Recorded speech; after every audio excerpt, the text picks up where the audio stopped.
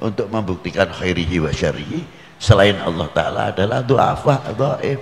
Gunung berubah, jannah pun berubah. Jangan dikira jannah itu tidak mempunyai sifat wah-wah, berubah-ubah. Jannah setiap detik, setiap waktunya tambah kenikmatannya, sifatnya berubah. Neraka juga sama, setiap detik tambah menyala apinya, sifatnya berubah, tidak kekal sifatnya. Tapi kalau Allah Ta'ala menciptakan alam semesta ini, ya tidak untung sama sekali, tidak menciptakan ya tidak rugi sama sekali. Karena apa? Maha dalam segala sifatnya, maha dalam segala sifat kesempurnaannya. Adapun menciptakan alam semesta ini jais, wenang, boleh-boleh saja, tidak ada yang memaksa, tidak ada yang menekan, dan tidak ada yang memerintahkan Allah tulung gawe no dunyo dah. Bismillahirrahmanirrahim. Alhamdulillah rabbil alamin, wassalatu wassalamu ala asyrafil anbiya wal mursalin wa ala alihi wa sahbihi ajmain, amma ba'du. Usikum wa nafsi bitaqwallah. Qala al-musannif wisdawuh, sapa Kiai Musannif telah berkata, Kiai Musannif di sini sebetulnya kalau mau menerangkan bab tauhid itu memang repot. Kalau belum pernah ngaji tauhid, ini sulitnya. Apalagi yang terkait dengan babul qadha wal qadar, maka lebih saya cenderung menafsirkan daripada nanti salah cara menafsirkannya. Lebih baik saya ambil dari sebelum mewujudnya al-alam atau dunia seisinya ini.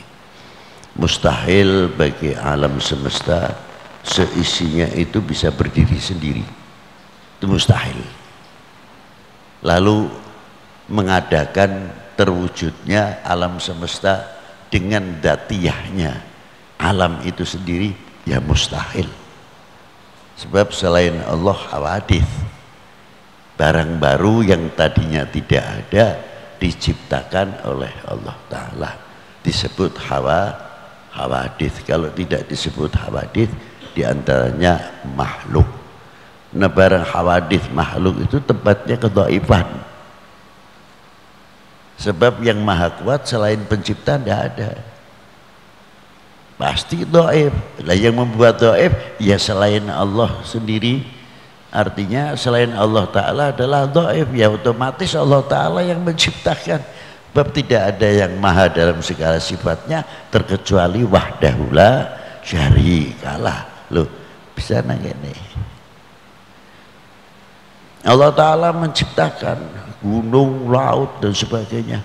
Apa dikira gunung meletus itu sekarang saja? Dari dulu pun untuk menunjukkan kehawadithan, untuk menunjukkan kehawadithan yang namanya wis mas ora usah mas, kau telembaya mau nek Pak Sedia.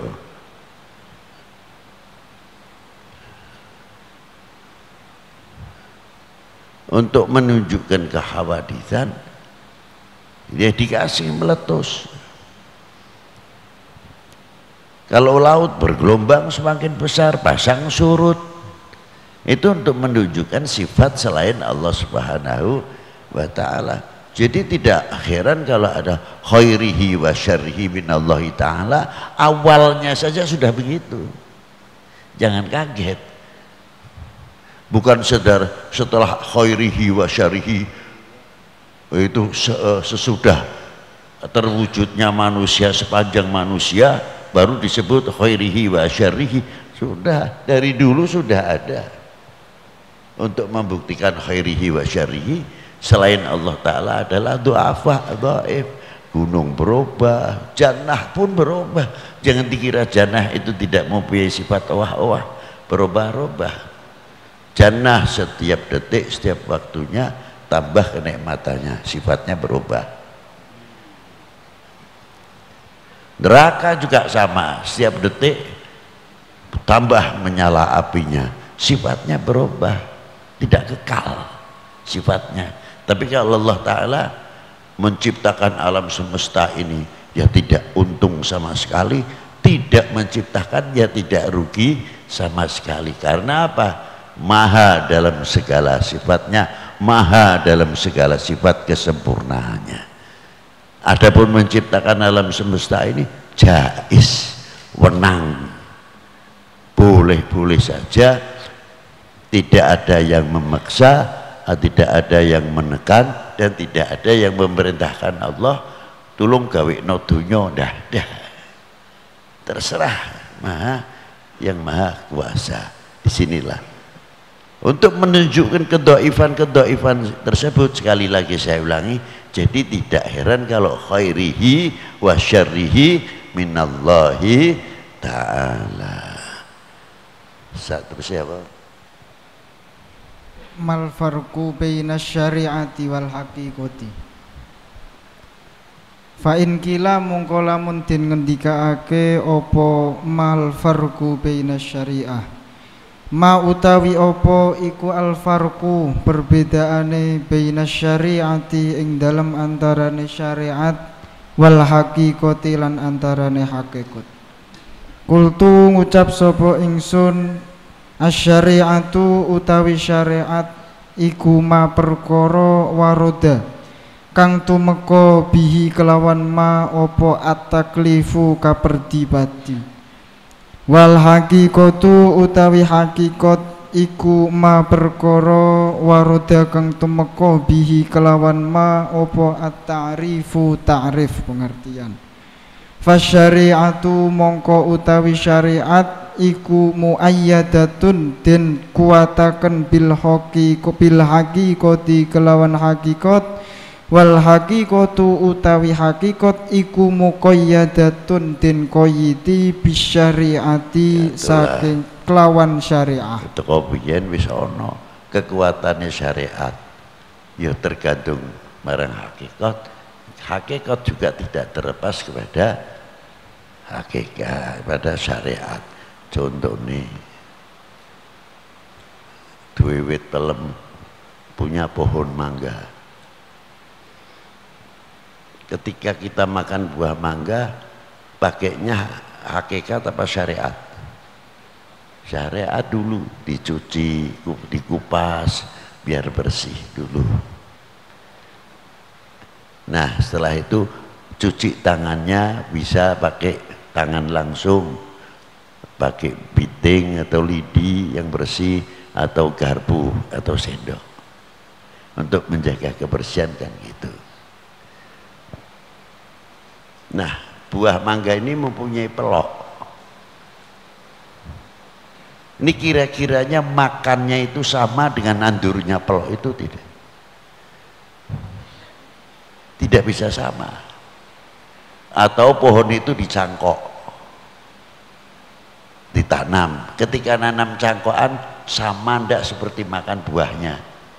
Ndak sama. Tapi sing ditanam namanya buah mangga, pohon mangga, yang dimakan pun namanya buah mangga, ndak bisa.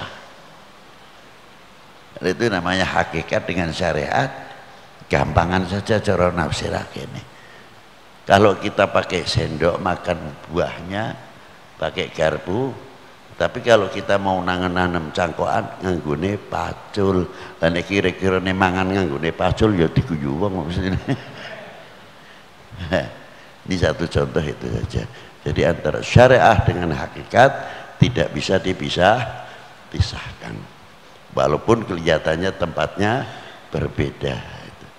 Jadi sekali lagi saya ulangi, nandur mangga ya tetap carane pohon mangga, dikupas buahnya dimakan ya mangan, dahar makan mangga, tidak bisa, namanya tetap.